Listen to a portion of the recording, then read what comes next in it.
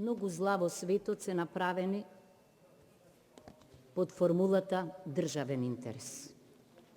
Инаку, кога се работи за државен интерес, во оваа држава има државно правобранителство и кога го читате неговото мислење, а тоа е најквалификуваниот и најодговорниот субјект за заштита на правата на државата, имотните права, предупредувачки делува.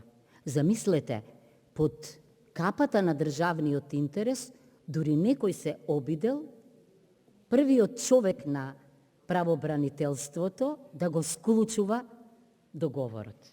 И се разбира, тие со право го одбиле тоа. Значи, државен интерес не може да биде над владењето на правото. Да, велите 15 години спор, знам.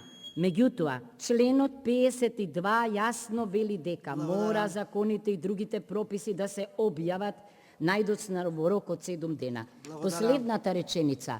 Во случајот наместо лексот, законот да биде рекс, значи главниот, рексот, односно првиот човек на владата, станал лекс.